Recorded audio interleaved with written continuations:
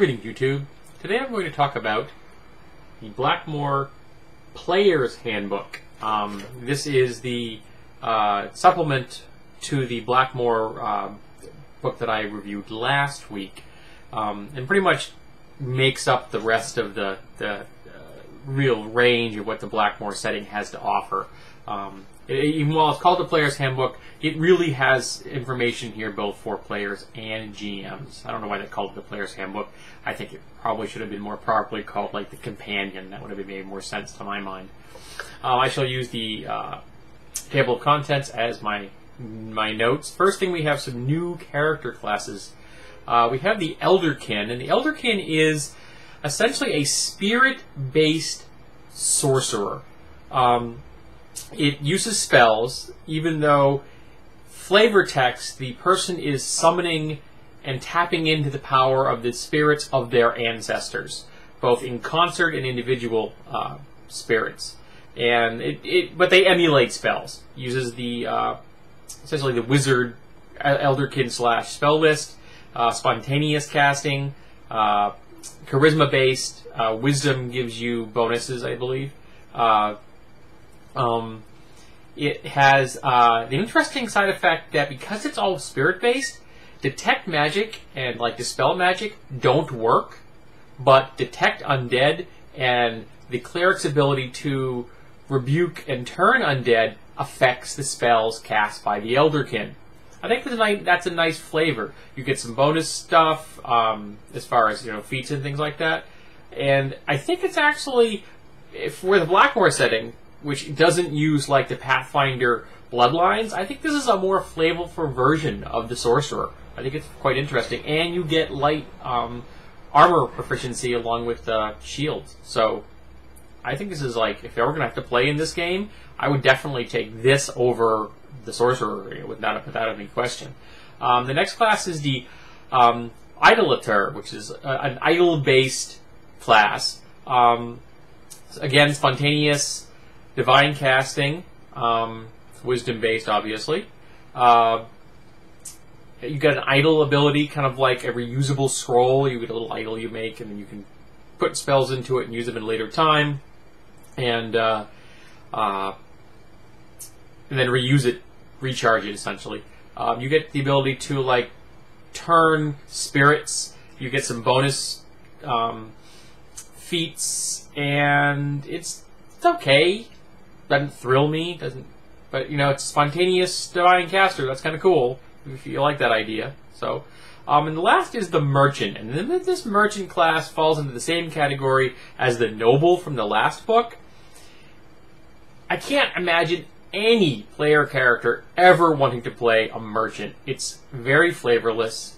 For the odd reason, they get martial weapons proficiency. Why the heck does a merchant get martial weapons proficiency? You're a fat shopkeeper, where you're in charge of a caravan. You have guards for martial proficiency, bodyguards, things like that. You don't need martial proficiency. It makes no sense to me whatsoever. So this class seems to lack a little focus and seems like nothing more than a non-player character class at best. Then we have some stuff on skills, rare languages, secret languages, smell, taste, and touch skills. I've never liked those because it dilutes your skill points even further, and skill points are precious things. And I apologize for beating a dead horse, but I prefer the Pathfinder skill system. I think it's superior to anything in 3.5, including Blackmoor. Then we have some new feats, none of which came to mind as being all that exciting. Prestige classes, the Jester, Spiked Charger, Sunsinger, and Tusked Warrior. Jester, it's a court jester kind of thing. I can kind of see that. Spiked Charger, you have to really be good with either your spiked shield or your spiked armor to get into this class, and it's really focused. I can't see it being all that attractive to most people. I don't imagine most people take, weapons focus in spiked armor or spiked shield. I've never encountered someone. The Sung Singer, It's all about being positive energy, but you need kind of a divine spellcaster, but you need to have bardic powers as well. I don't know that many people who take both, but maybe it's a build that you like. So, and the Tusked Warrior is a half-orc or orc prestige class, which is all about having big nasty fangs and getting really good at biting people, which seems oddly focused to my mind. Maybe it's really important in Blackmoor. I don't know. Again, my contact Blackmoor is from first edition way back in the late 70s and 80s and early 80s, so maybe I just don't remember them being all that important, but I don't remember them being that important. And a whole slew of new spells. Lots of animal-based spells, like Elephant Trample and Rhino's Charge, and one of the odder ones was Badger Burrow. Now, burrowing is cool. The spell gives you a burrow speed of 10 or a plus 10 if you already have a burrow speed. Then there's a greater version which gives you a speed of 20 or a plus 20 to your speed. And then there's a mass, which gives you the first one, 10 or plus 10, for a bunch of people. Now, this is really cool, utilitarian, functional, and in 32 years of gaming, I have never known anyone to ever burrow. Is there a lot of burrowing in the Blackmoor setting that I'm unaware of? Is it something that you really run into on a regular basis that just went over my head?